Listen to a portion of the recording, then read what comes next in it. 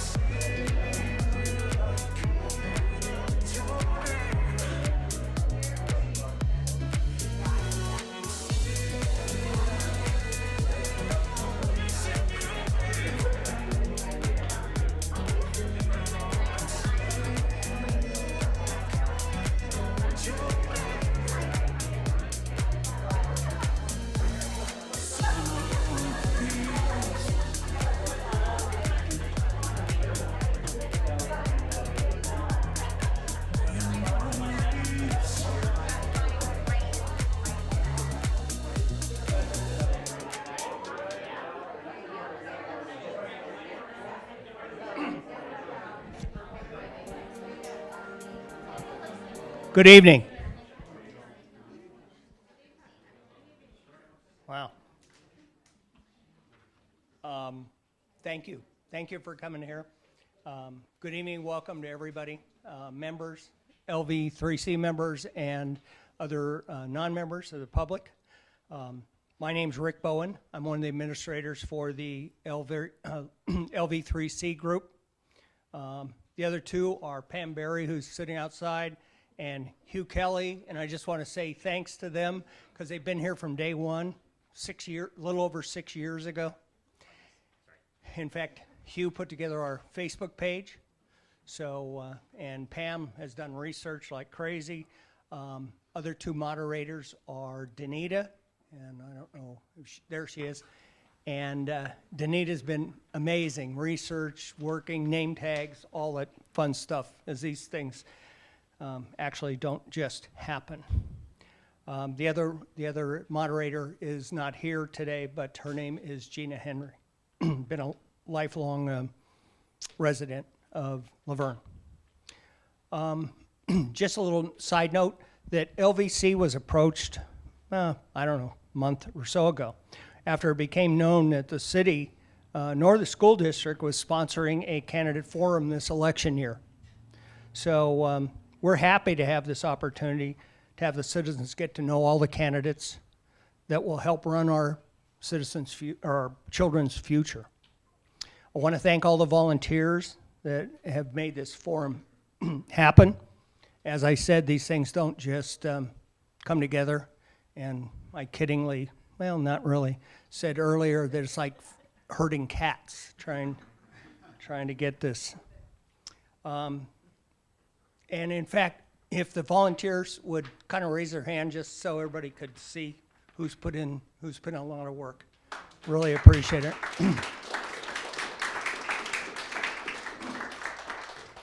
A couple of housekeeping items.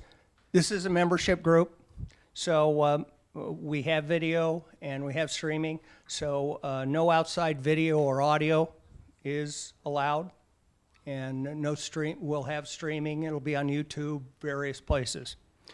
I want to acknowledge Bill back here in the room here for donating his time to set up all of this stuff for the video and the streaming and everything else, because without him, this wouldn't be happening. So thank you, Bill. We do shamelessly ask for donations because we do have some expenses associated with this, and all the proceeds go to the church for the room rental and everything else. So if you have $1, 50 cents, $500, whatever, we would certainly appreciate a donation. And then maybe the most important thing, the restrooms are outside to the right, and they're clearly marked on the building next door. Lastly, Margarita Hensel has agreed to be our moderator for this evening. I wish to thank her for her time and effort. She's put a lot of work into this. Margarita has 2 children in the school system, and serves on various committees within the Unified School District. So with that, I'll introduce our moderator, Margarita Hensel.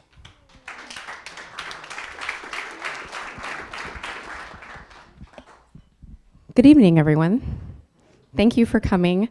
I find these type of things very important because we all have, I'm sure we've seen the wonderful mailings and all the things that the candidates have put out, but you cannot replace the one-on-one, face-to-face time, the ability to ask questions for our candidates, because this means a lot. You know, I have kids in the district, as do a lot of you, or grandkids, so it is a great opportunity to be able to do something like this and meet the candidates and be able to ask questions face-to-face.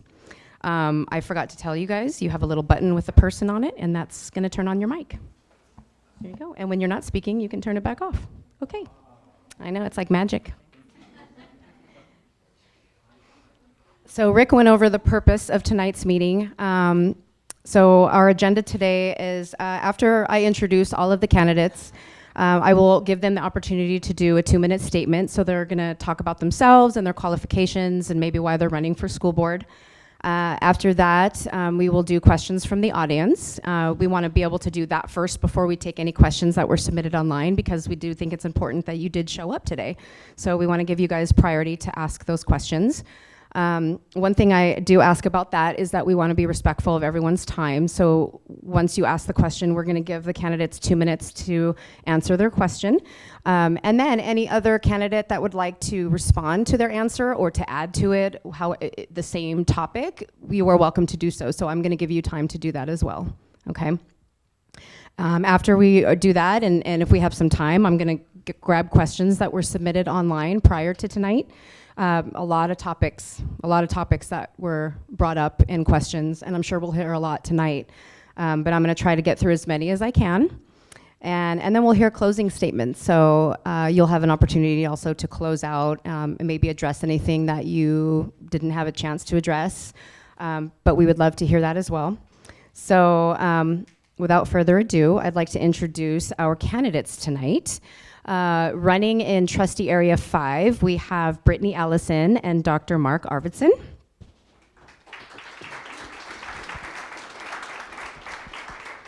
And then Trustee Area 4, we have Greg Pilato and Eli Tirado. So instead of putting you on the spot, I am going to ask if anyone would like to start with their opening statement. Anyone? Okay. Thank you, Mark. Oh, you're welcome.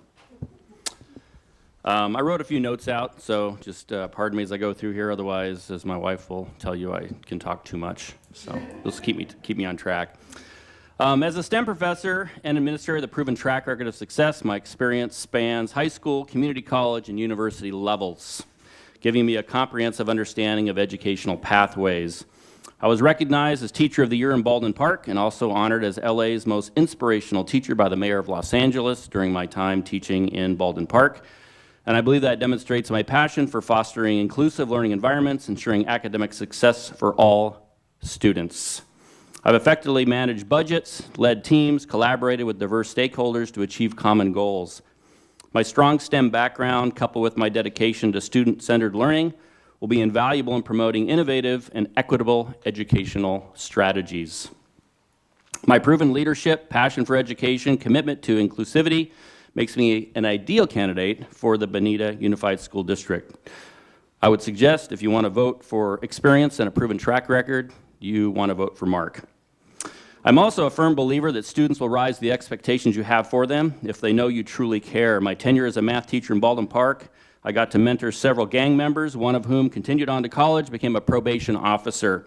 We are still close friends even to this day, and I was also the director for the GATE program, instrumental in helping students attend Harvard, Yale, Brown, UC Berkeley, UCLA, among others.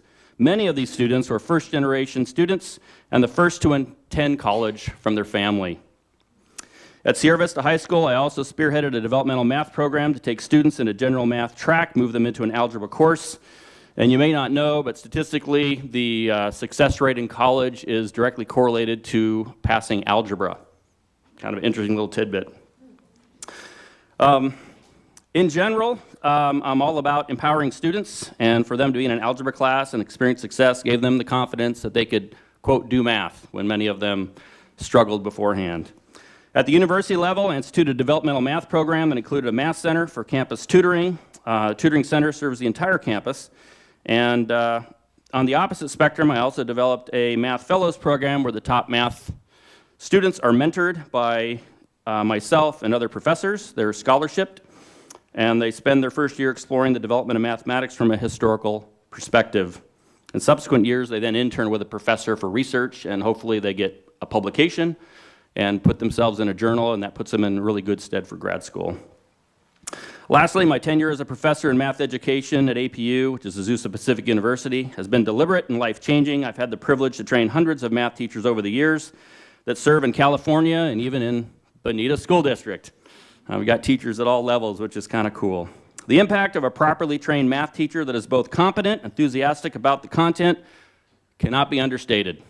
You may say that's a little biased, but it is, and it's true. As a school board member, I have the experience, knowledge to deal with curriculum decisions as well as budgets and new teacher hires. In sum, I would appreciate your vote if you're in Area 5 for Dr. Mark Arvidsson. Thank you.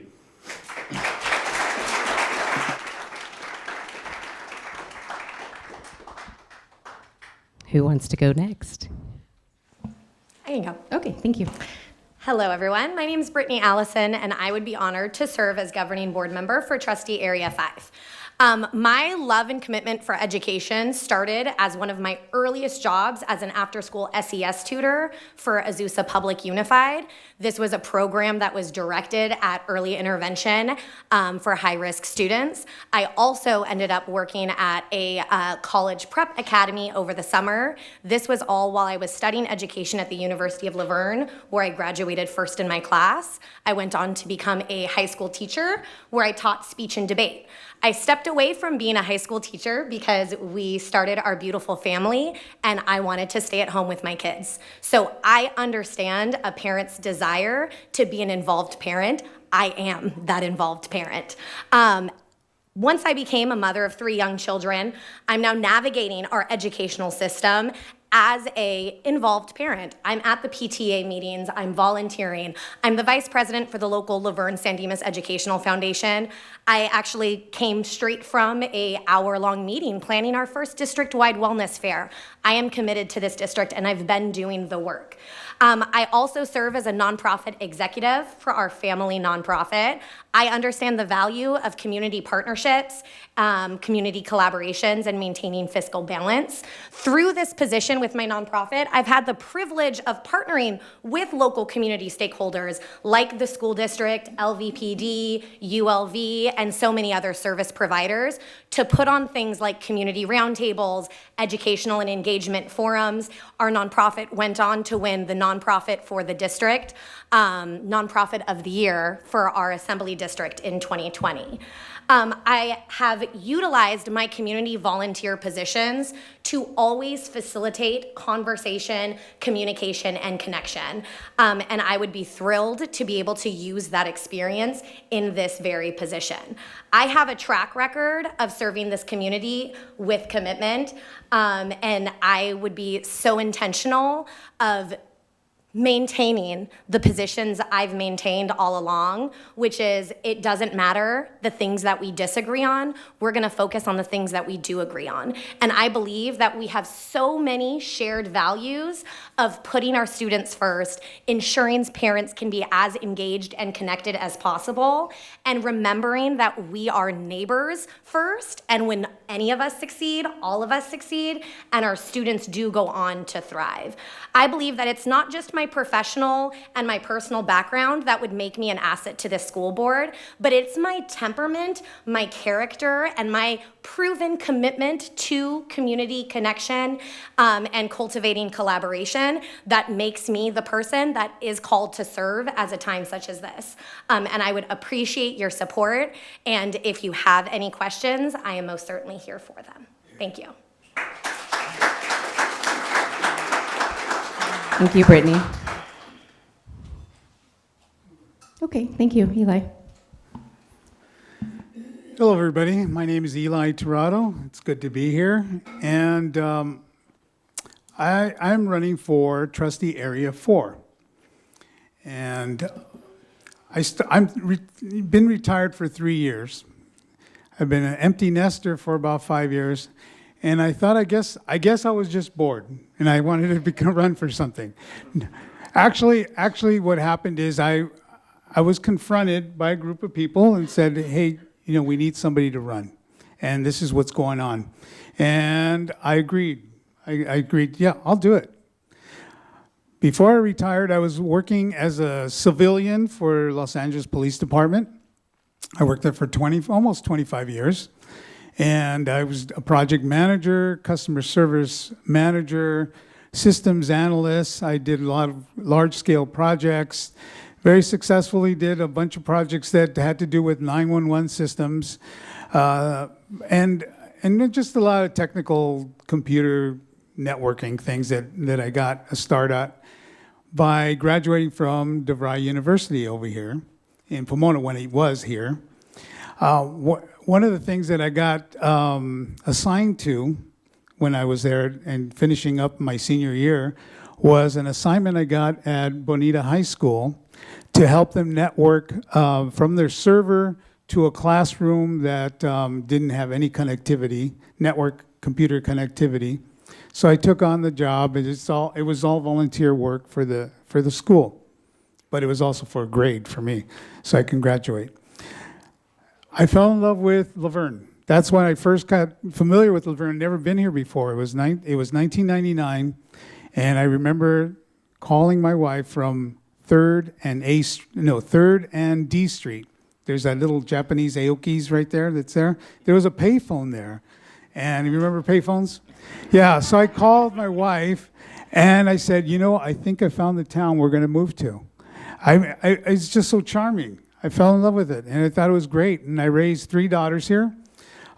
They went to Grace Miller, Ramona, and Bonita High School. My oldest was in band, and so I got involved with the band and helping out, support, boosters, things like that.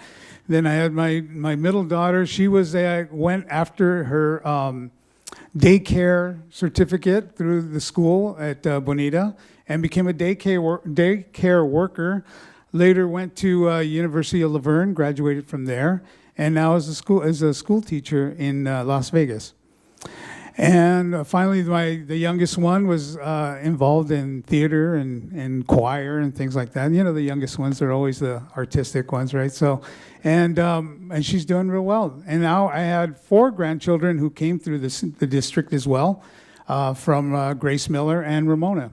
So I have an investment here. I've seen what's going on, and it was great, and it is great. It's still a good place to raise kids, but there is a cultural shift going on, an ideology that's being pushed that I've talked to my neighbors, community members that are not happy with the way things are going.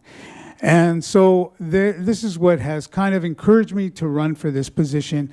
And my focus will be to make a difference, and hopefully we can bring it back to traditional family values and not all the nonsense that's going on.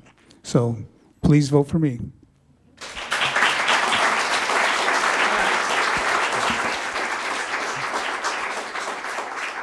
That leaves you, Greg. I'm next? Yes, you are. All right. We still have a lot of front row chairs for anyone who wants to come in. I know. But thank you. Thank you for hosting. Thank you to Rick and everyone who took a part of this. It's nice that there is a forum so people get to not just see signs and pictures and mailers, but actually get to hear from us. So I also moved here probably, 9 years ago. I didn't know what Laverne was. I was from the San Fernando Valley, but my wife's from West Covina, we have to move to Laverne. What's Laverne? The more I found out about it, what really drew me was the schools and the safety of the community. And I think that's kind of what we're known for elsewhere. And then I fell in love with it. I started volunteering in the community, and now this is going to be my home forever. I also have kids in the district, just like Eli. My kids started at Grace Miller with some of your kids out there.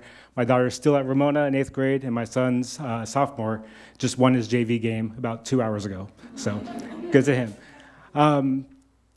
For my work, kind of like Mark and Brittany, I'm an educator as well. I've been a school psychologist for, I know I look like it, over 20 years, almost 25 years. My whole life has been education. I've done advocacy at the state level. What I really want to do is kind of bring it home. But since my kids are in the district, I have the skin in the game. So let me stop worrying about what's going on in the state and let me focus on my own community, because my decisions are going to immediately impact my own kids. And that's why I've been here. It started out with my daughter. She first went to kindergarten at Grace Miller, and then she cried for 2 weeks straight. And they had nothing for her. They asked me to take her home, but me and my wife were educators. We can't really just leave our classrooms and what. But there's no real as robust mental health support as we needed, because she would just be there until she cried and fell asleep. So that's why I'm excited with kind of my record. I'm currently the board president for Bonita. I've been doing this for 4 years. My major campaign promise 4 years ago was mental health. And since 5 years ago, I think we've about tripled our mental health support. Now everyone gets services, because that was very near and dear to my heart for my own kid and just the community I work with as a school psych. I did love Laverne, and Laverne is San Dimas to me because the district represents both, so I'm very active in both. People probably know because my YouTube's out there. I'm the master of the San Dimas Masonic Lodge. I work with the Laverne San Dimas Education Foundation. done Little League on the board and coaching sports. I was a founding member for the Satellite Rotary Club for military family support. That's something we started a few years ago, and we'd be able to bring food to, like now it's 12 tons last month to 4 different Air Force or military bases for their families. So what I'm most proud of is kind of just my track record these last 4 years on the board, because I had a bunch of campaign promises and I've delivered on every single one. I don't just say things and see what happens for votes. I actually make sure those things happen, like getting parent information for IEPs, the mental health. We really expanded our trades and career pathways. I know people say like maybe we're not happy with things in Laverne or in the Bonita School District, but from every family I talked to, they've been excited about what's Bonita been doing. We got medals in all our schools. Our autism program is recognized by the state. Our attendance is one of the few that actually hasn't declined because people want to come here, and I think we get about 20% of people coming from different districts to us. So I'm very proud of that track record. I'm proud of every vote I've made, and we've made progress so much that we're like one of maybe 15 districts, unified school districts in the whole state. That's how COVID hit everyone, all the school districts, they academically fell back. We mitigated that learning loss, and our test scores this year are better than they've ever been in history, and most districts can't say that. So I'm very proud of the academic support that we can give. We're in the top 10% of districts. We're number 1 in the whole state in reading 2 years in a row. So I'm mostly focused on our kids getting the best education possible to make them competitive. If they want to go to college, trades, Army, whatever, they're going to be the most competitive kids, and I want my kids to be the best. So that's why I'm still doing this, and hopefully I can continue, because I got at least one more term. I got some kids, about 4 more years in school. So thank you.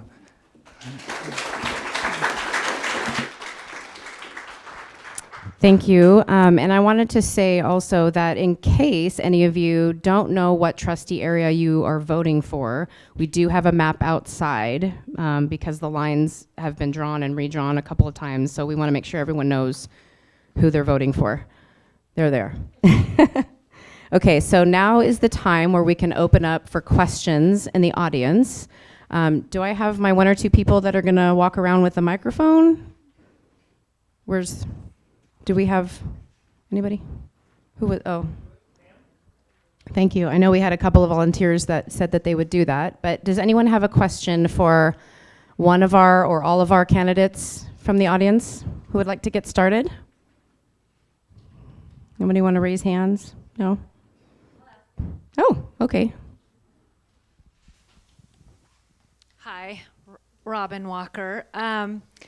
Right now at 6 o'clock, there was a volleyball game between Arupa Valley and Glendora High School, where there is a male transgender on the Arupa Valley team.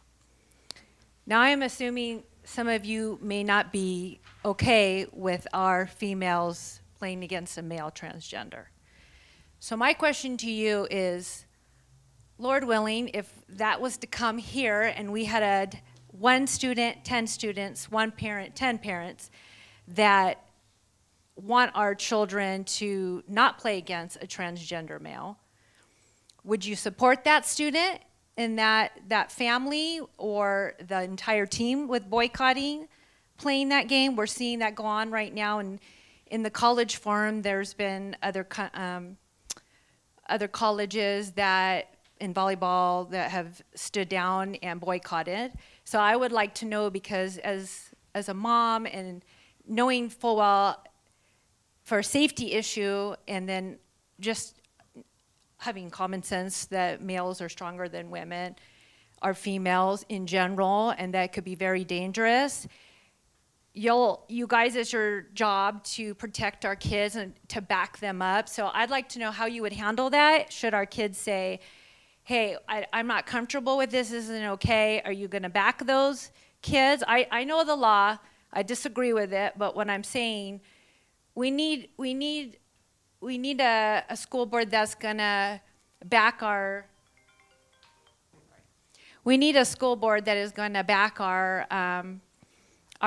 kids when they are standing up for their safety. So I'd like to know how y'all would handle that, be it 1 student or an entire team. Would you stand behind them, or would you come and say, no, you need to play? Okay, this sounds like it's a question for all 4. So if anyone wants to tackle this question, with 2 minutes. Anyone want to tackle that? Yeah, I mean, this is the nonsense that I'm talking about. This is the reason why I got in. That they would, or anyone would think that having a male say they're now a girl and they're going to play in the sports is dangerous. First of all, it is dangerous. We've seen it, and it's just not fair. We're different. They're different. I know they want equity, but then there's diversity. You can't have both. You have to have. They're both different. They have both. It can't happen. So I would be on with Robin there, and I would support. Not either you're going to boycott. I mean, that's one way to do it. Another way you want to do it, if you want to win this thing, is make it an all transgender female volleyball team and take the whole state championship, because you could have all 6 of them, be boys, and then what? And then what are you going to do? I think when you start winning, then okay, now everybody's going to say, oh, wait a minute, that's not fair. So I think it's just ridiculous. I wouldn't put up with it, and I would look for the support of the community. I'm sure that they would also be behind me on that. So.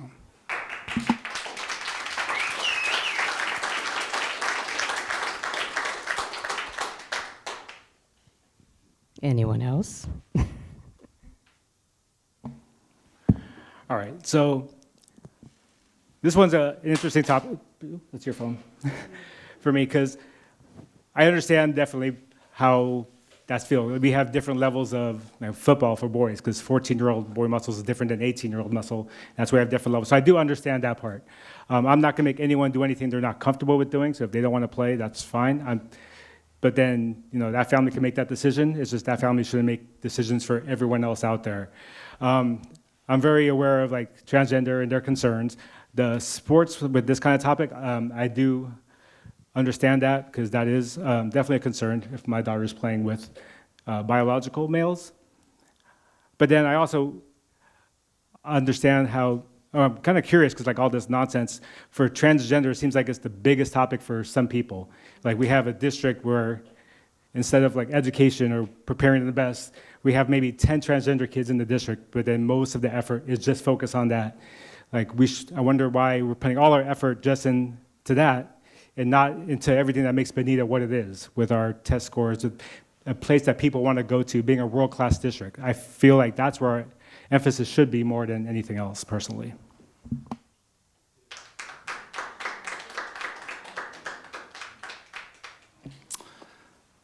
Good question. I think first and foremost, I am a bit of an analytic, as you probably can imagine. So science pretty much undergirds, and analytic thinking undergirds my thinking. And if we take a view of chromosomes, there's pretty clear difference between males and females. And I think as it's been brought up, it can be an unfair advantage the older they get. And I do think that we as a school board member have the safety of children at the top of the list. And if there was anything to compromise that, injury or otherwise, I think we need to take the high road and make sure we acknowledge there's definitely 2 genders. And I come from a biblical worldview, pretty clear. I also, in the same breath, want to say that there are people that are struggling with gender, with sexuality issues, and they're not to be brushed aside or looked over. They still need support services. They still need a way to work through what they're working through. I have some opinions on kind of the roots of some of those kind of things, but I take the approach that we definitely have to have separate sports between male and female. But I also want to recognize that given the struggles students have, and we all know, we've been through school, most of us, junior high, high school can be a very difficult time. And there is peer pressure, there is all kinds of issues that come comporting into that. And for me, the bottom line is the parental involvement, that this kind of decision-making, these kind of struggles, the parent shouldn't be locked out of that decision-making process. So, in conclusion, I do believe there should be two separate sports for boys and girls, but I also think that we serve all students, and we need to be very attentive to people that are struggling with some deep issues and give them the support they need to work through those issues.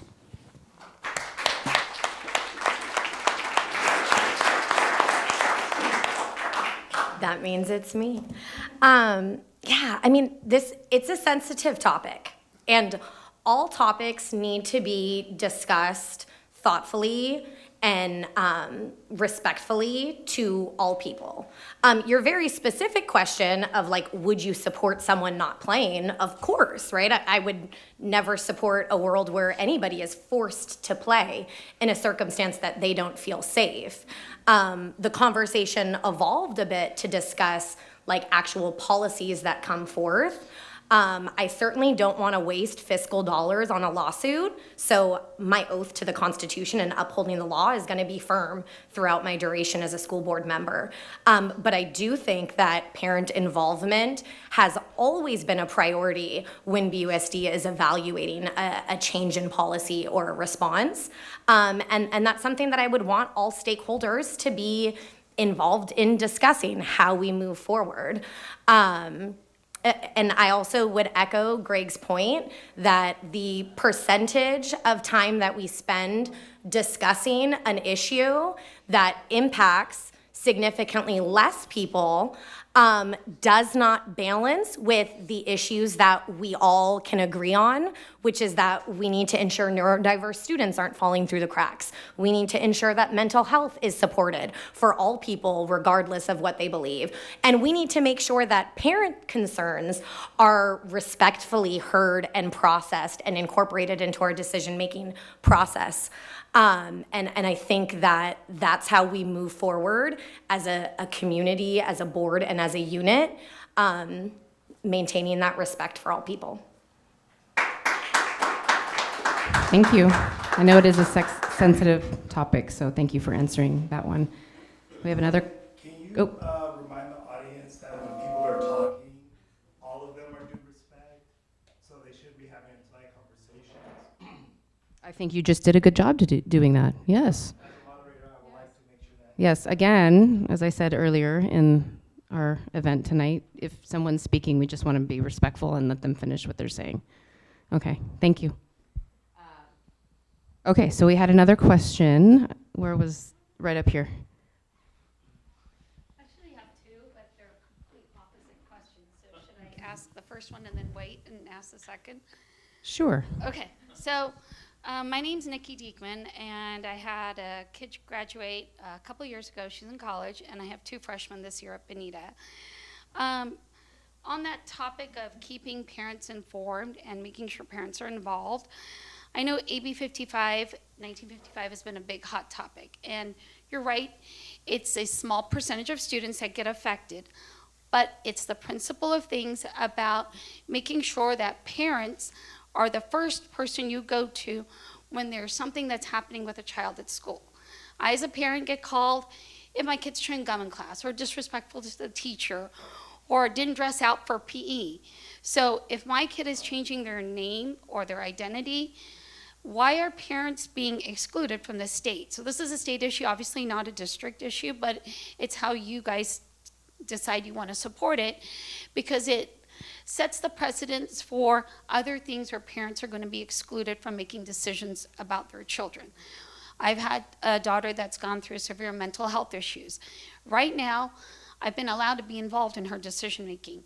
Who knows if that gets taken away in the future? So to me, these are my concerns where, as a board, where do you stand in supporting students? The students spend majority of their time at home with their parents, not in school. So in order for these kids to be successful, like you said, we don't marginalize them or what they're going through. It's imperative to involve the parents and make sure that they have a safe home life and not exclude them. And additionally, if they're coming out at school, everybody at school knows. All their friends know. If you're a parent, you hear about it. You're going to know about it. So to me, the most important thing is to make sure we do not exclude parents. And for me, that means as a board, having transparency in decisions that we make, talking about difficult subjects, making sure that we have larger meetings than this. In my opinion, this should have been done at the BCA. We should have had you guys all on the stage. The entire school district should have been invited.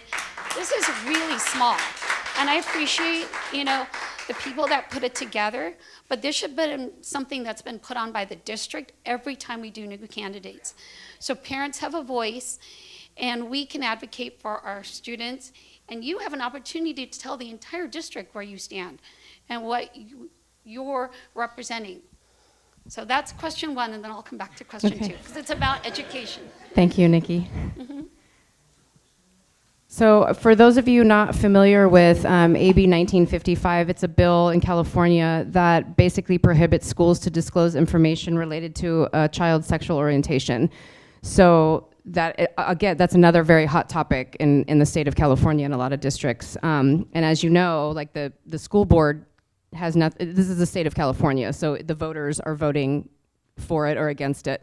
So as a school board, I guess she wants to know how you feel about that and what you think your role could be. I'll take this one first, I guess.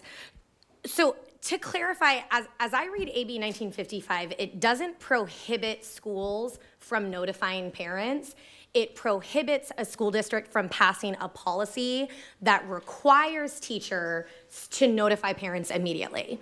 Now, where my heart is that as a teacher, I always wanted parents involved, right? I think that teachers' first point in any conversation with a student should be to encourage that conversation to happen at home because, I mean, like I said, I left a profession I loved to be the primary influence on my kids' lives.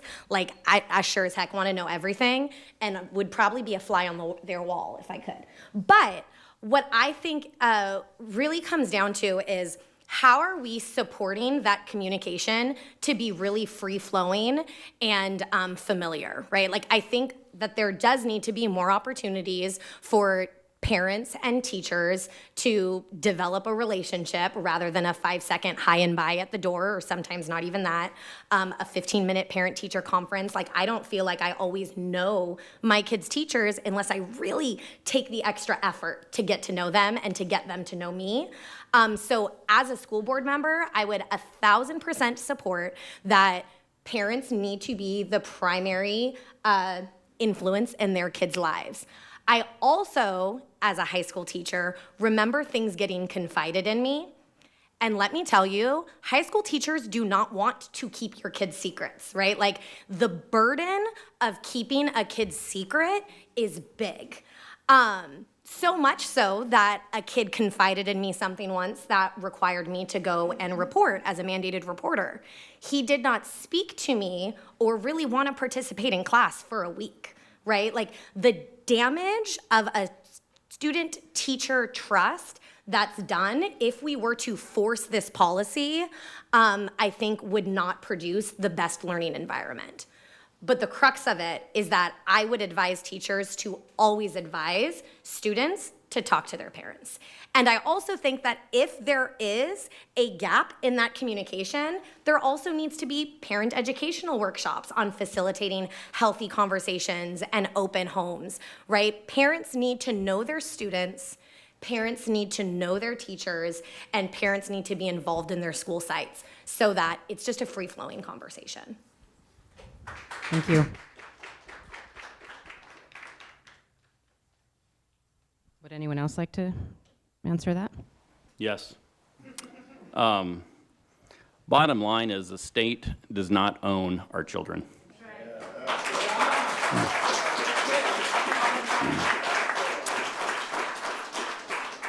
And, you got to work that out at the ballot box. Unfortunately, there are laws that we don't agree with that at some level we have to abide with.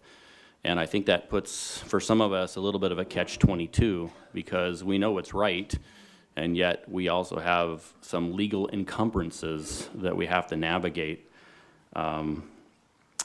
I read through the AB 1955, and I do agree that it basically prohibits school districts from enacting policies requiring parents to be notified if their child embraces a pronoun, a gender change, those kind of things.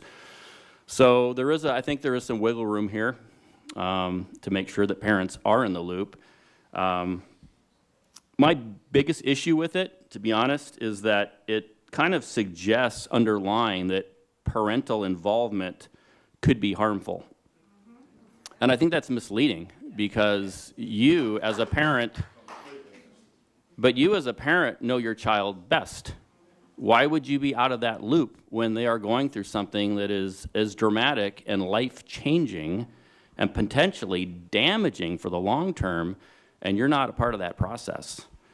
So to kind of, I guess, tidy that up, I don't agree with AB 1955, and it is my hope, there's a lot of lawsuits going through the system right now, and it is my hope that it'll be overturned and there'll be some clarity that parents are the ones that have the ultimate responsibility for their kids. And as a school board member, I want to honor that because I work for the parents that would elect me and to give their kids the safest possible environment at school. So that's my take on it.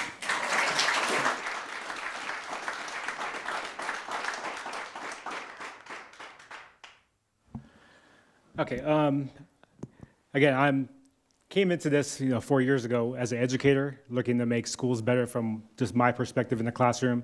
I'm definitely not a politician, even though this is, and it's supposed to be a nonpartisan seat. So I think some of these issues do hit like the partisan side, and I try to stay away from that as much as possible, because I do more practical what I actually see at schools. For me, I've had kids confide in me different things about sexual orientation or whatnot. I understand the parents' concerns. I want to know what's happening with my kid in school, because I hear about all the discipline, and I hear about suicidal, homicidal ideation, because those are the things we have to report. As a psychologist, I've had kids come up to me, and I know we go over this thing in the beginning, what confidentiality is. Unless you're going to hurt yourself or someone else, we'll talk about it. And I have kids confide lots of things to me, and I don't want to break that trust. I've done it so much where they've talked about this, and I've offered, hey, whenever you're ready, I'll help you talk to your parents, because they're scared, and from their point of view, I understand that, but then I understand parents would be open to talking about it. It's just they have to get over that initial fear. But if I break that trust, they might not tell me things in the future. And I've had a kid who talked to me about that, and we kept it quiet, and I felt like I had her trust. And then later on, she actually overdosed on pills because of some other depressive episode. But she came to me first thing in the morning, saying, hey, I took these pills. But she felt comfortable enough to talk to me, where I was able, we got her to the hospital, got her parents there. But then if we force our teachers to tell things like this, sometimes we might not hear even the more damaging concerns, like with overdoses or whatnot. So that's where it's my concern, where I don't want to force teachers to have to do these things when it's not, to me, not a serious, immediate, dangerous threat. It might be dangerous in the long run if there's some other things going on, but it's not on me to force teachers to do even more of these things. Yeah,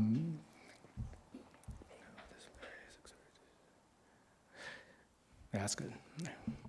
Thank you. Eli, do you want to say anything about this? Yeah. Yes. Yeah. AB 1955 is already in law. It was already signed. It's going to happen. It's beginning next year. Another bad law that's out there is AB 665, which is already in place. It was signed last year. These are both pretty close together, where they don't have to tell the parents anything. Both of these are designed, I would say, to infringe on parental rights, which is against the Constitution. The 14th Amendment it tells us that no government, no the state should not interfere in raising your child. So if something's going on, ultimately the parents are responsible for that child. Both sides of left or right, wherever you stand, both parents, both Democrat and Republicans, love their children. And they both should be included in these things, in these discussions. If there's something wrong, the parent is the best support for that child. I know that when COVID was going on, we were told all kinds of things by the experts. And that was, we now know where that got us. So we don't need to do that again, the same mistakes again.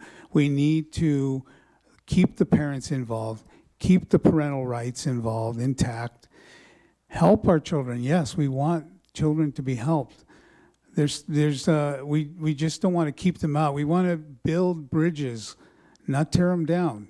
So the parents, teachers, administrators should work together to help the kids out. They need, if there's something going on, then both need to be involved. And so that's where I stand.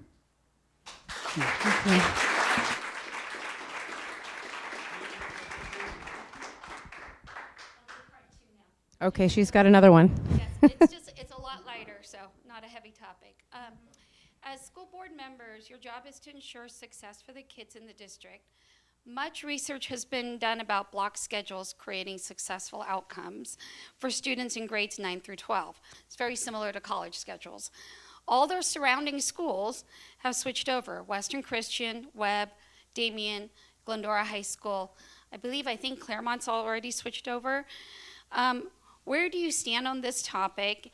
And if teachers, administrators are not willing to change, do you support this for the students as a best outcome for student growth, especially given the fact that after COVID, kids are using Chromebooks, they're using less paper, homework is due midnight, not the next day anymore.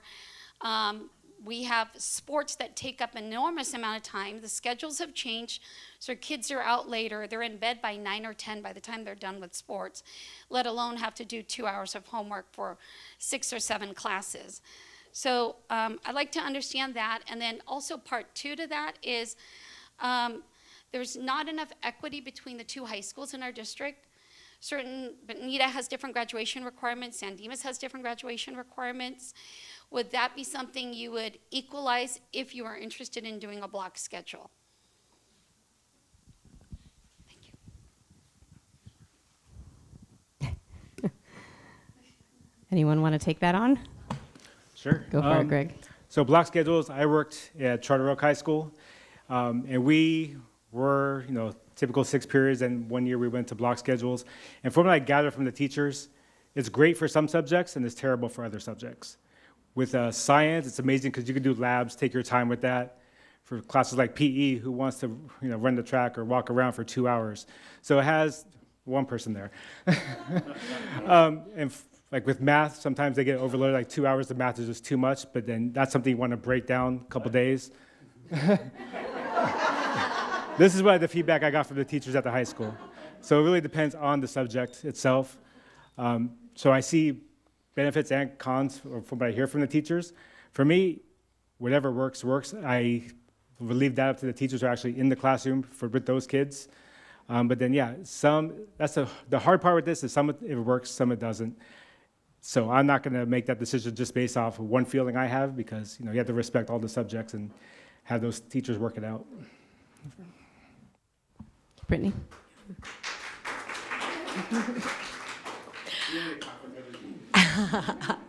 I think I would approach this the way that I would plan to approach most decisions. I'd want to see that data and, communicate and converse and collaborate with all the different stakeholders, right? Like, let's hear from the teachers that are super into it, excited about it. What would the challenges be? Can we troubleshoot that challenge? If the data is like super, super clear that like, yes, we have to move in this direction, then let's, make the plan and strategy on how we do that with, stakeholder buy-in so that it gets implemented effectively. So I certainly would be open to that. Was there a second part to the question? Or just implementing block schedule? Oh, the equity issue. Yeah, and then the other thing that Greg touched on, that I was asking really how you would support the students and not just listen to the teachers. Well, the students are one of the stakeholders. The parents are stakeholders. The receivers of the 100%, yeah. When I talk about communicating with all stakeholders, that's teachers, that's paraeducators, that's parents and grandparents, that's community leaders, that's the experts, and that's the students. And then for the equity issue, I think that any time that you can share best practices amongst our campuses is an opportunity that should be taken. We've had those conversations with not just the high school, but at the lower schools, also at the elementary schools and at the junior highs, there's sometimes at the superintendent parentals roundtable where we're like, wait, my school doesn't do that. That's really cool. And I think that that's what having those collaborative opportunities provide. And then we need to take it a step further of like actually following through, right? Like I loved the kindergarten meet the teachers night. Every kindergartner needs to meet their teacher before day one of school. How do we get schools and parents excited and the teachers excited to share those best practices? Always more equity, yes. You are right. It's true. At any meeting I've ever sat in, it's, oh, you guys do that at that school, and you do. So every school does things differently, and it could be, I mean, run the gamut on anything, name it, but every school does things differently. I was told, does anyone else want to address that? I was told there's another question in the back. I'll address it real quick. Okay, Mark wants to talk about that. To the question about Laverne, Bonita, and San Dimas, I'm not aware of that. So that's news to me. I'd be interested in taking a look at things and making sure there is equity. In terms of block schedule, I've been around the block a long time, unfortunately. So these block schedules, back to regular schedule, they kind of cycle through every handful of years. If you look at the research seems to indicate that there is an advantage for block schedules for students to have more concentrated time in a discipline. But I kind of agree with Greg. It really depends on the subject matter, but the research says it depends on the teacher. Greg made the comment about math. I would vehemently disagree with that, and I know he just off the cuff, but if you're doing integrated math lessons and you're doing application of math and you have projects in math, you're not just teaching math concepts, you're teaching the applications of those things, and that even includes student presentations explaining how they come to their solutions. And so there's all kinds of added benefit when you have a little more time to work with, and groups can present, they have time to work together. So I do kind of lean towards block schedules, but the mitigating factor is the teacher. If you get a teacher in a classroom, even in a math classroom, that really can't organize things thematically, it's going to be a painful experience. And I hate to be the bearer of bad news, but a lot of the teachers that I train come in with some bad attitudes about math because of prior experiences in their own math experience at schools. So I think the verdict is out on this. I mean, I kind of lean towards block schedules just because that's kind of my style of how I teach. But the mitigating factor is the teacher's experience. And classroom management, all that kind of stuff fits in. So yes, I think it can be discipline specific. There can be some disciplines that are more challenging to teach in a block schedule than others. But being involved in education as long as I have, I've seen this cycle through every couple years. So that's kind of my 2 cents on that. Thank you.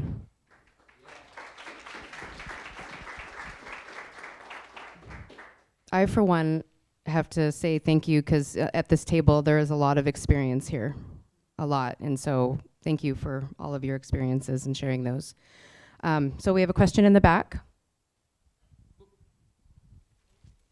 Thank you. My name is Chris Grant, resident of San Dimas. I'd like to revisit and go back to your first question, back to parental rights, and discuss what your opinions are, direction would be with another district that's gotten a lot of news play. You probably know it, Chino Valley. And would you consider using their parental policy it would allow pushing back from the state? We know that the state things can be overturned and changed, but if there's enough districts that do go back against this, things in the courtroom can also change too. And I do realize that a lot of districts will stray away from this because they don't want to have the legal costs that even though Chino Valley is going against that. I only mention that because that is one of the big districts that has gotten involved in this and has really gone forward with it and pushed upon this policy for their parents. You know, and as a side note, it is the parents that are also paying the bills for the district too by their property taxes for the most part. Okay. Valley's been getting free legal counsel that's been supporting them in their efforts, which would be permitted to us as well if we were to also do it. Do we want to take a moment to think about that, Eli? Well, just if I'm elected, okay, and then I'm representing those who put me in the position, in the seat, and that was one of the major concerns, and that was one of the major focus of the people I've talked to was to oppose this law that's coming up. So yeah, my opinion would be if there was a way I can join that lawsuit, make it a class action or support in any way to get to fall underneath that same law or lawsuit that's going on, then yes, I would do it. I would do it. Yeah, in a heartbeat. Yeah.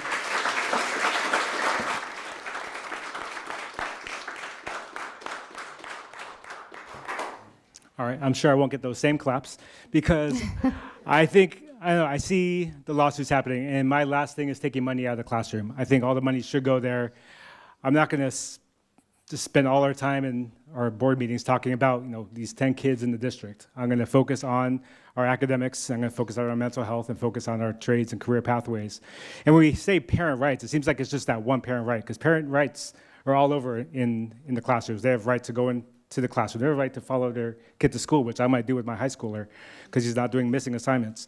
There's rights to participate in IEP. There's tons of rights that parents have, but it seems when people say parent rights, it's always about this one issue, which, again, I'm not a politician, and I'm going to keep the money in the classroom myself because this is your guy if that's your thing, and that's more like maybe run for assembly, but for a local school district, I'm focusing on my kids getting the best education possible, books, mental health, trades, safety in school, and that's why I'm running.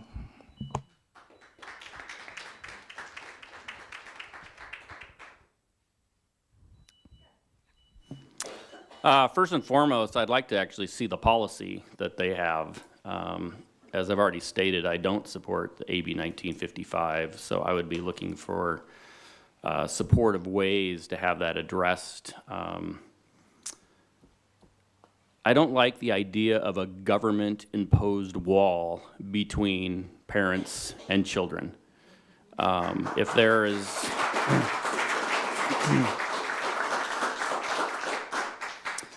There's no way children should be shut off from their parents when they have the love and the provision that a parent can provide as opposed to anybody else in their circles.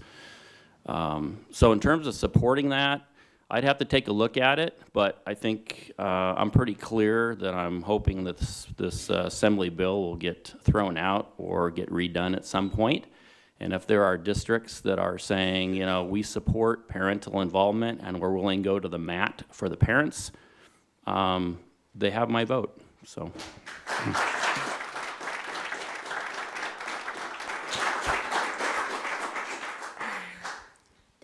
I also don't believe there should be a wall between parents and students. I am here because I am breaking down that wall for my own students. And I also would be interested in looking at the policy. All I saw in the headlines is that it's a no deception policy. And my first thought is what teachers are lying to parents? Of course teachers shouldn't be lying to parents, right? And so I'm interested in the verbiage of that policy.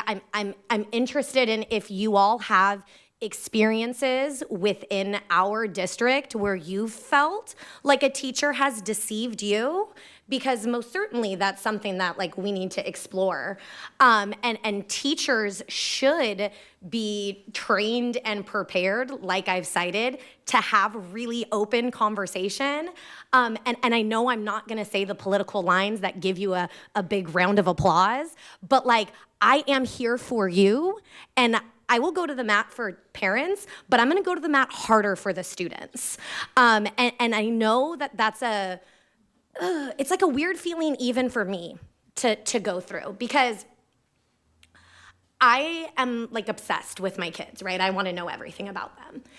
There will come a time where they might feel safe talking to my sister or one of their aunties about something that they don't feel safe talking to me about. Maybe there's something, and not safe as a physical safety, but like you remember being a kid, like you're nervous, right? You're nervous. And so I think about wanting students to feel safe at school. And I think a part of that is not putting teachers in the position of helicoptering on behalf of parents. And that's a hard pill for even me to swallow, right? Like I take my kids to school and my heart leaves with them and I have to trust that they're in good care. And if there are circumstances where you don't feel like they're in good care, those are circumstances we need to deal with. Is it parent education? Is it teacher education? Is it student empowerment? Is it walking alongside students so that they're having that like healthy, proactive communication with all of you so that family life is thriving and school life is thriving. I don't think that there is this big wall, but if there is one, like I'm here to break it down too. Thank you. I'd like to actually throw in a question that was submitted online. Like he said earlier, I have 2 kids in the district, and so a personal experience, I see how fantastic Bonita Unified is. I see it every day. Our academic achievements are wonderful. I mean, and the teachers that I've had experiences with are all amazing. But one question that I did get was if there was an area of improvement that you saw for our district. Do you see any areas of improvement that we need to work on? And how will you use your position on the board to address this area? I'll go first again. So yes, we're a fantastic district, and I'm very proud of that. There's always room to improve. My new thing is safety. I mean, we did great with the fencing, and if you've seen in the news, everyone's concerned, like, and our responsibility is when you drop off your kid at school, that they're gonna come home safe. That's one thing. I wanna really push that farther, because infrastructure is something that definitely needs help in Bonita. We have great programs, great teachers, great staff, amazing students and families, but then the buildings themselves could use some work. But then really the safety, like can we get cameras in the class, in the schools to make sure, we see what's happening. There's been concerns of gates open, a homeless person here. I'm proud with the SRO support we got from Laverne PD with the fencing that took a while.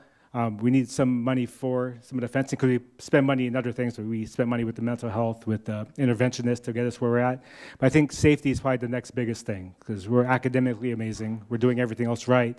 Let's just make sure our kids are safe for those 6-7 hours that they're at school. So that's probably the biggest area I think we can improve in because we're kicking butt in everything else. Thank you. Does anyone else see an area of improvement in their experience with Bonita? Eli? Yeah, I agree with Greg. The schools are doing pretty good. The district as a whole has done very good. Good job to Matt Ween over there, who's the superintendent. I looked up just the rankings and by Niche, it's a company that does rankings of schools, and nationally, Bonita Unified School District is 475th out of 10,561 schools nationally. That's pretty good. That's pretty good. Yeah. And in California, it's let's see, 65 out of 490. So that's pretty good too. It's not bad. So like Greg, my opponent said, Greg, he said that there's always room for improvement. So I think I would work with just initiating a plan to see where we need to go, maybe long-term and short-term. I would look to how we would execute that plan, how we would monitor it, control it, look for key performing indicators to make sure and just keep looking at it and see how we're doing, and see if we can move those numbers even higher and just achieve a better score. And security, of course, is big, and then there's all kinds of ideas. I'm sure if we work with the captain or the chief of police, we can get some good ideas and see what we can do to make it even safer. I'd like to also get a comprehensive plan on what we should do with cell phones. I know that's a big thing for parents. Do we keep the cell phones in the classroom? Do we let the students continue to have them, or do we take them away? That's a big discussion. And honestly, I'm not sure where I stand on that. I hear good arguments on both sides, so I would like to pursue a comprehensive plan on that. So, thank you. I happen to know that Ramona is pretty good about the cell phone policy. Ramona Middle School is, my daughter's like, I can't take anything out because you can't use it and you can't. So any teacher that sees a kid on their phone, it gets snatched right away. So they're really good about that. And I can only speak for Ramona because my daughter's there, but would anyone else like to speak of areas of improvement? Brittany? Safety, 1,000%. I think we invested a bunch in mental health and wellness, but there's still more that can be done, proactively.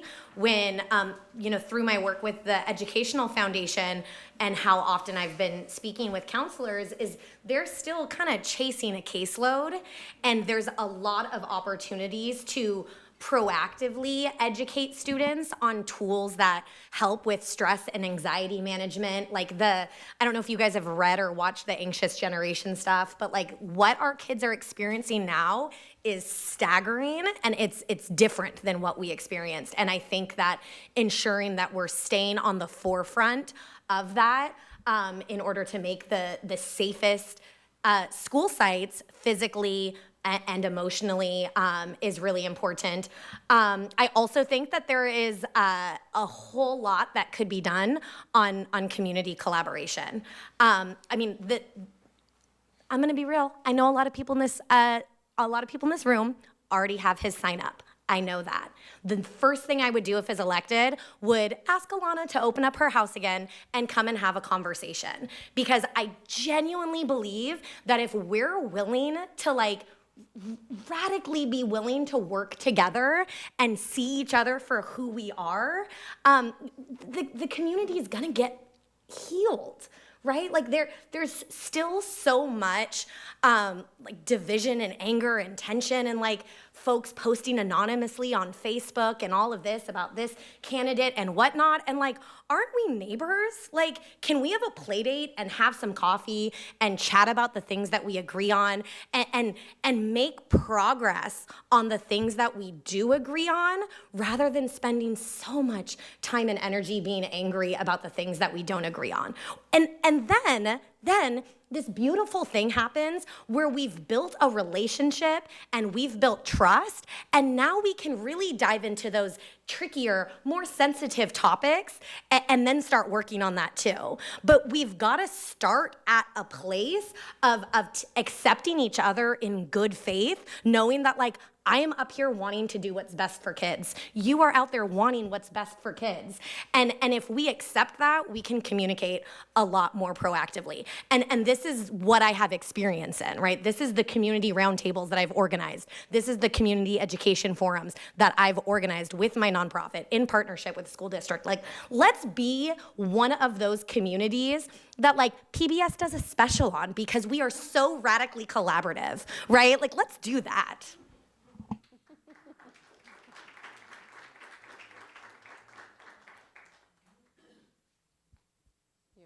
Where's the mic? I got the mic. Does it work? Oh, he has the mic. Is it on? I don't. Bill says it works.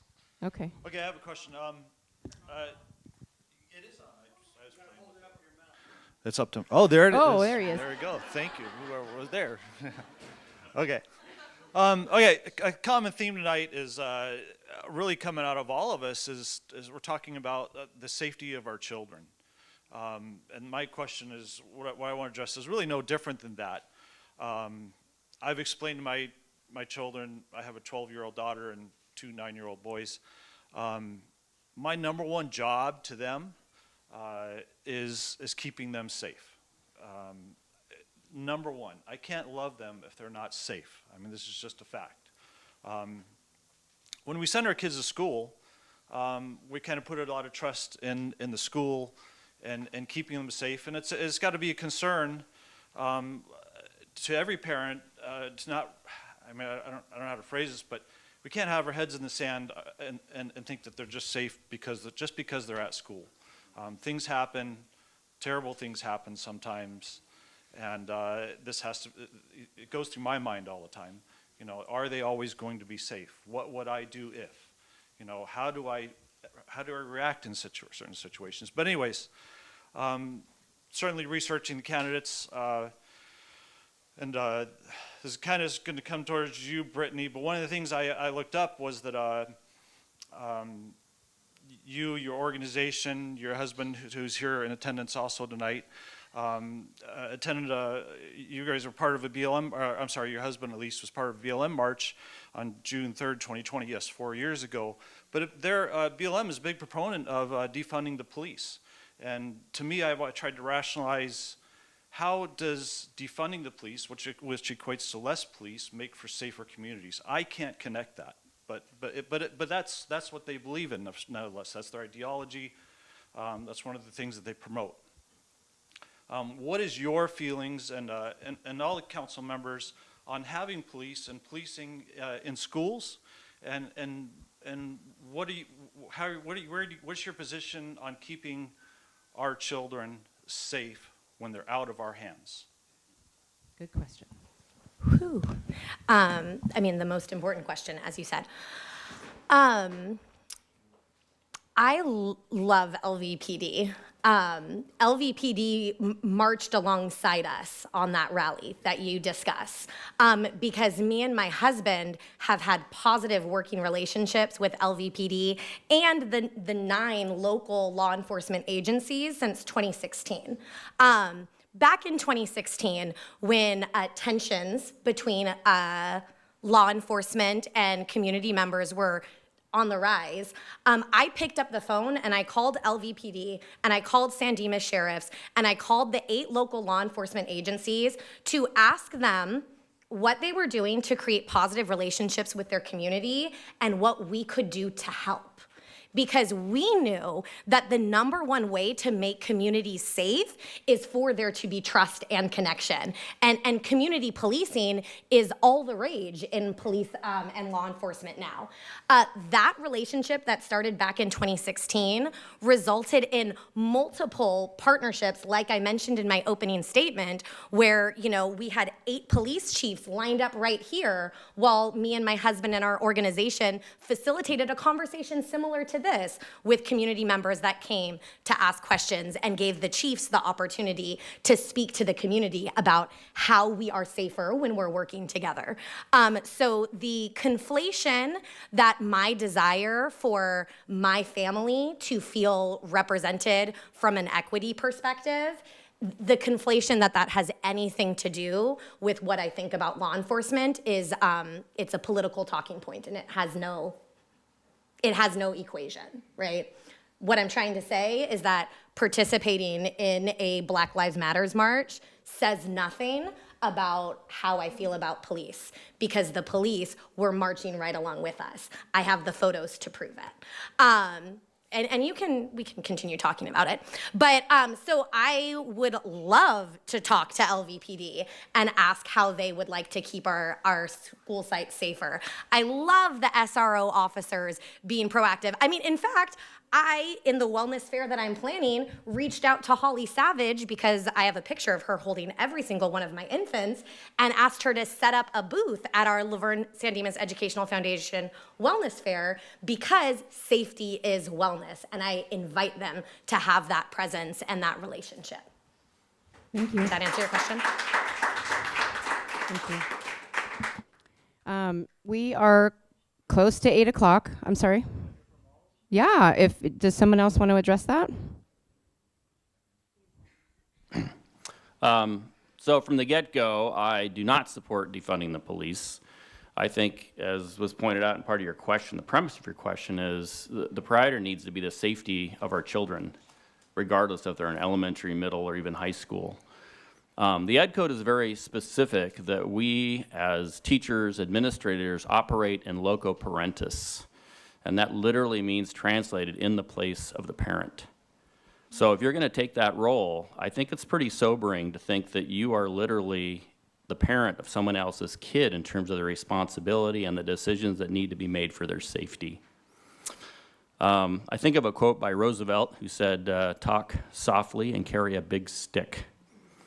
There's something to be said about deterrence. If I'm driving by and I'm a little whack job in a car with a gun, and I drive by a local high school and I see a Laverne police officer car in the front of that school, I'm probably going to go find a different school because I know that they're loaded and they're going to defend any nut job that comes on campus. So some people have an issue with having a police presence. I do not. I think if we're going to prioritize the safety of our children, then we need to take whatever we need to do to make that the priority, bottom line. And again, if you're operating in loco parentis, would you not protect your own kids? So as a teacher, administrator, school board member, I take the same responsibility to protect the kids. So that's my take on that. Thank you. Greg.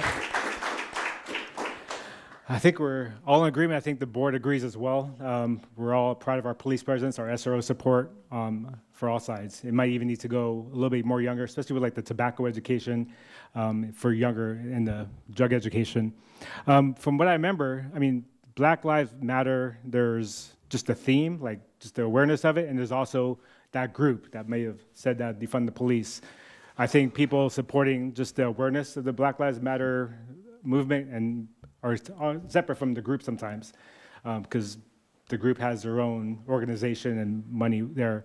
But I'm in full support of SROs. I love our SROs, especially when they come out and work with the students on the job fairs. I think we're all going to be in favor of that. My safety actually is probably why I've been the only one endorsed by the Police Officer Association. So the San Dimas Sheriff Department, they've been behind me in 2020 and this year. So I think with my emphasis on safety, especially for our kids, I think we're all going to be in favor of that because it's done a lot, and we see all the concerns happening in other districts with drugs, with danger. So that's paramount to, I mean, our kids are not going to learn if they don't feel safe in our classrooms. Thank you. I have to agree. I don't think defunding is the answer. I think we have keeping presence. It makes a big difference. And I think there's even creative ideas. I know there's a lot of concern about costs. You know, it's going to cost us more money. But, you know, to keep security there's got to be more money. We don't have the money for this.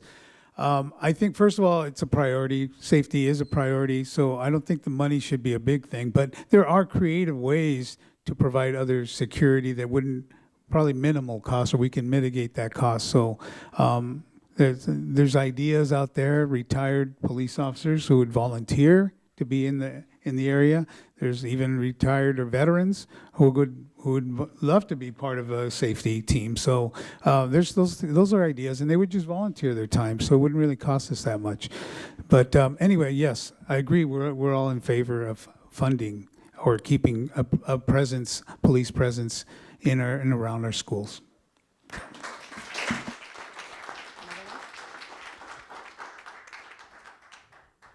One more question from the audience? One shameless plug is we have, if somebody starts to leave, we do have the donation jar out there. Is everyone here aware of the donation jar? Okay. Apparently not. Okay. Okay. Okay. So we have one last question from the audience. Hi, my name is Richard Marquez, and I've been watching this whole thing, and it's good. We need this kind of forum. But my question is, Greg brought up, he keeps on saying 10 students, 10 students. It's not 10 students, and the AB 1955 is not just for the 10 students. It's actually for everybody, because there's other things besides LGBTQ or transgender. That's not just the point. When you start making these laws that take away parental rights, it can transition to other things, and we start losing more rights. And when you don't take a stand and stop it now, you're going to let it go and snowball to other things. Our kids are the most precious thing in the world. Security should be number one. We have armed guards at banks for gold and silver. We have armed guards at airports. We need armed guards. We need more police presence at the schools, but the parents need to be involved as well. They need to be able to talk to the kids, and I'm sorry, but not all kids are going to go talk to the school psychologist. There's other things going on in people's lives, especially with the kids, and they need to have that communication with their parents. The teachers know a lot of things the parents don't know. Those teachers need, the admins, with AB 1955, they have the ability to lie to the parents, or by withholding information, which is lying as well. So I want to know yes and no. If you had the opportunity to block 1955, all I want is one word answer, yes or no. Would you block 1955 if you had that opportunity? Okay. Yes. Yes.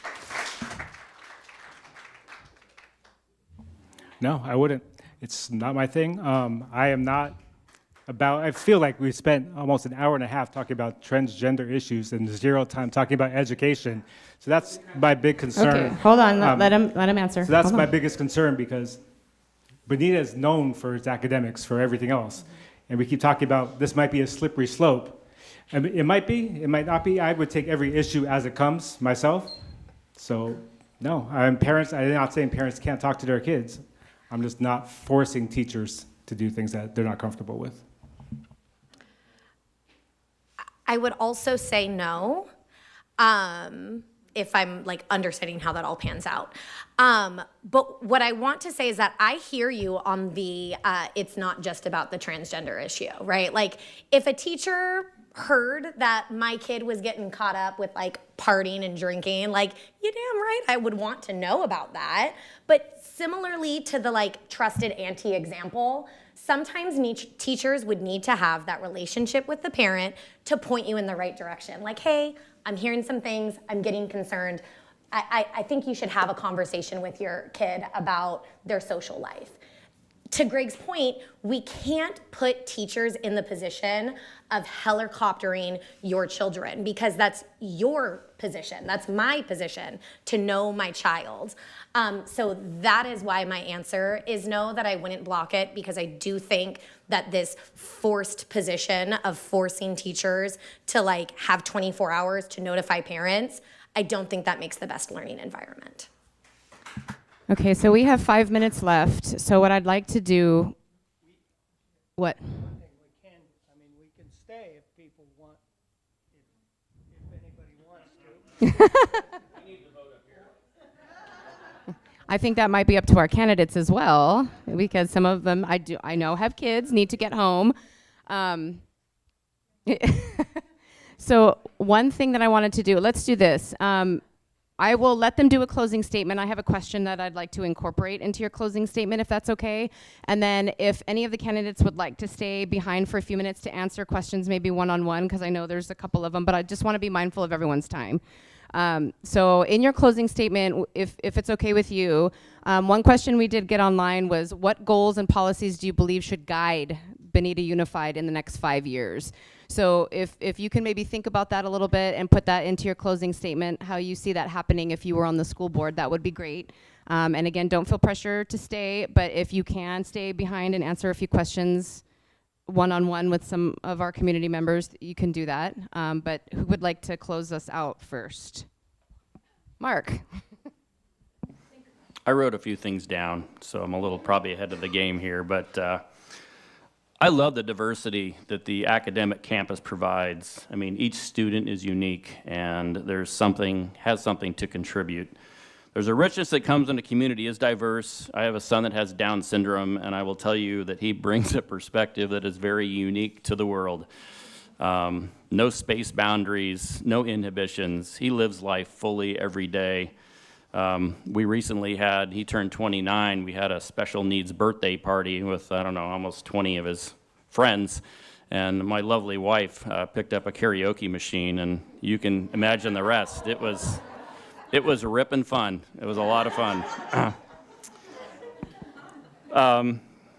I think there's so much to learn from each individual, and every student is uniquely gifted. They have diverse experiences, life experiences that need to be celebrated. I believe that honoring the uniqueness of each individual, it really is the key to a thriving academic environment. And I've experienced that myself as a teacher. Once you put the boundaries up around, it's like a playground that you've got the freedom to do and teach the way you want to teach. And it's a magical experience from my perspective. I wrote down my reason for running. First of all, I put because I have running shoes, but I didn't think that would go well. So I said, I'm committed to academic excellence first and foremost. While my children, 4 of them, have pretty much all matriculated through Bonita school districts, I believe all students should have the opportunity for a safe but challenging environment. That means we need the best teachers, we need the best facilities, we need the best programs, and those are necessary to prepare a student not only for university but also for the workforce. We need to recognize that not everybody is geared up to go to university, and our schools are full of students that have great potential. My goals and objectives, I wrote 6 down, so here we go. First of all, to encourage respect of diverse viewpoints as well as support traditional family values. And I had an email from an individual that asked me, what do you mean by traditional family values? They're pretty basic stuff. Respect, fidelity, trust, forgiveness, honesty. Those are the kind of things we need to inculcate in our students. Secondly, to focus on academic excellence with programs and teachers that will uphold the highest levels of distinction. I am very passionate about this, and I think if you looked at my track record, I can speak into this with a track record that I think is, I don't want to say unmatched, but I've devoted a lot of my time and effort to making sure that students succeed. To support programs that help every student to thrive, from special ed students, obviously I've got one living in my house, to highly gifted and talented. One of my daughters was in the gifted and talented program, and I would love to see Gate get legs again, if that's possible. Number 4, to make the safety of children a priority at every level of schooling, and we've kind of touched on that a little bit. I think police presence and making sure that we make that a priority. Again, in loco parentis means, as a parent, what would you do to protect your kid? We need to have that same perspective as teachers and administrators. To promote and encourage active parental engagement in the educational process, I don't ever want to find out that a parent was surprised or that something went behind their back that they weren't aware of. I think one of the things that I'm completely challenged with is this idea of transparency. That thing needs to be above board. You, the taxpayer, are paying the bills here. They work for you. And I think as administrators, as teachers, as school board members, there needs to be clear lines of communication between all stakeholders in Bonita Unified School District. In sum, if you want to vote for someone with a proven track record of excellence in academics, then I would suggest Dr. Mark Arvidsson is your man. So thank you.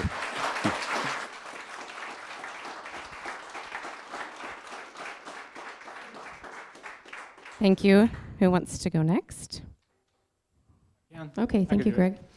So goals and policies. Honestly, a lot of what Mark said, as I agree with, being the best academically, making sure kids what they need to be successful, the safety, and we have been doing that. Like Eli said, we're an A+ district. He has a record of excellence. I have a record on Bonita that shows where we've been those last 4 years. Grace Miller, a lot of our kids talked about that. They just won California or Blue Ribbon School. Ramona, where your kids and my kids go, they're California Distinguished School. So we have accolades. We're #1 in reading. I said that before, and that's across the whole state, #1 in reading comprehension for 3rd graders, and that was twice in a row. I'm an educator, so I understand curriculum, I understand special needs, I understand how schools work best to get the best, and that's why I initially joined. And over the last 4 years, we're hitting every mark on the dot. So if you want your kids to have the best education, that's where I come in. I have the track record of actual work in our district, and you see the results of it. Because of this, I have been endorsed by tons of people, tons of groups, almost every city council person from both cities, the mayors, the police, the teachers themselves, and a bunch of families out there. So, I mean, if you want an educator to lead your schools, which I think is probably the best practice, I mean, that's why I'm here. That's why a lot of us are here, because we know what makes schools great. If there's just some issues that affect a small amount of people, I mean, I might not be your guy. But if you want your kids to have the best education in a world-class school district like we've been increasing every year, I am your guy.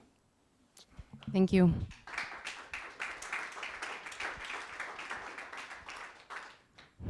Eli or Brittany, would you like to close out? Go ahead, Eli. Okay.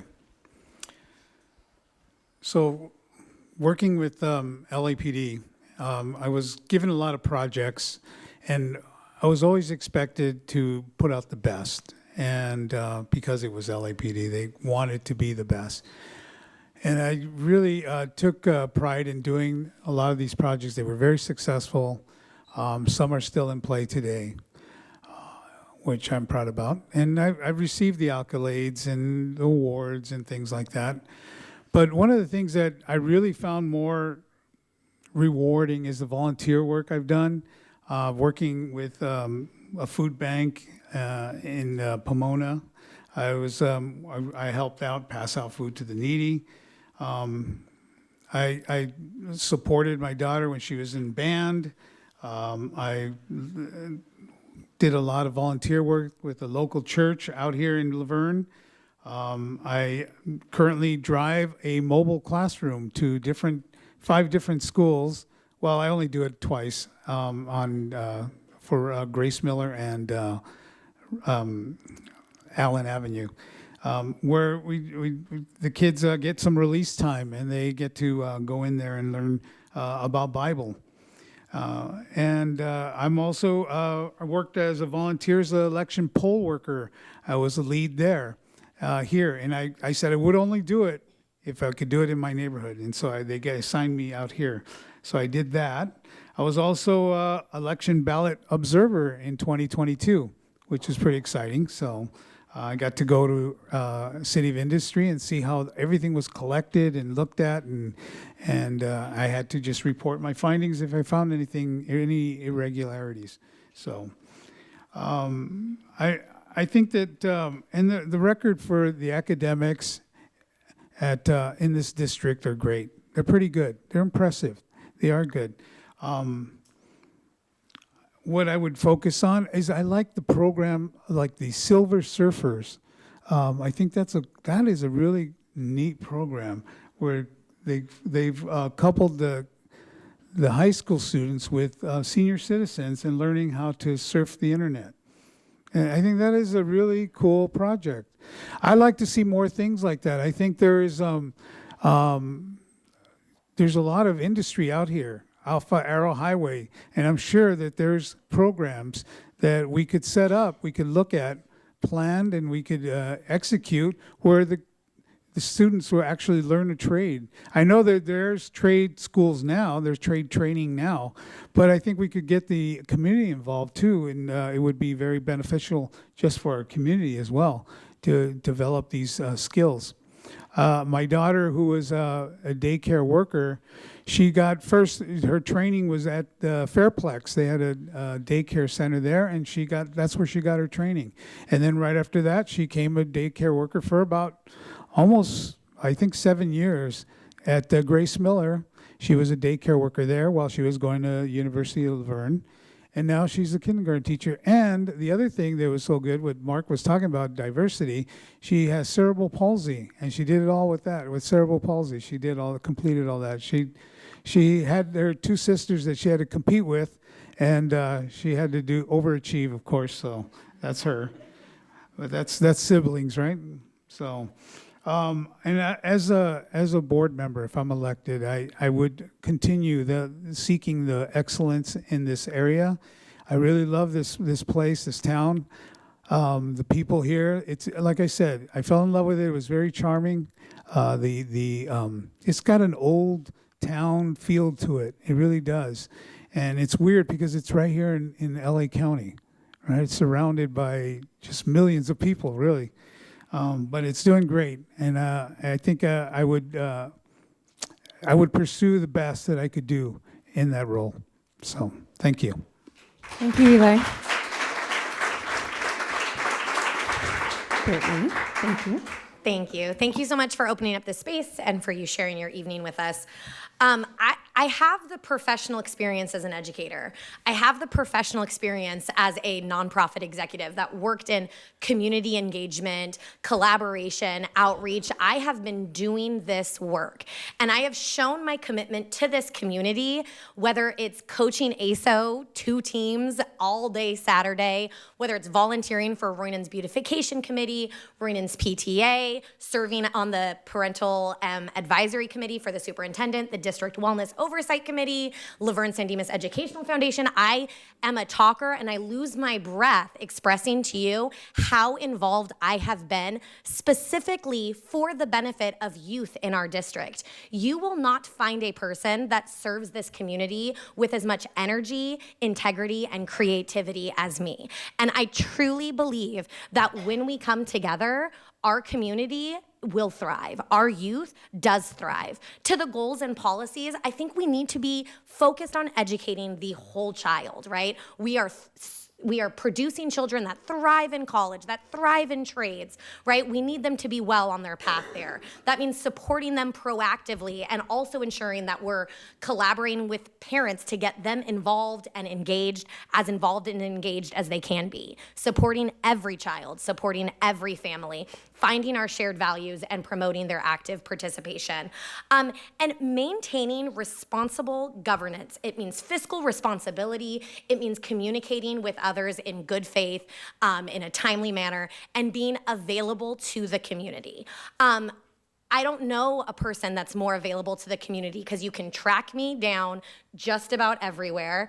And I'm here to talk. And I think that as the primary, one of the primary roles of a school board, being that liaison to the community, that's something that I have proven the way that I do it. So you know what you're getting, and you know the commitment and energy that I will have. Thank you. Okay, well, I would like to thank Brittany and Mark and Greg and Eli for meeting with the community tonight. I'd like to thank all of you for being here this evening and understanding the importance of meeting with our candidates face-to-face. And I want to thank everyone at home watching for watching and finding this also very important. Also, I know all of you have websites, so if any of you have questions, I know that you can reach out to them and ask them questions before Election Day, so please do so just to get to know them. I'm sorry if I didn't get to your question tonight, but thank you, everyone, for being here, and have a nice evening.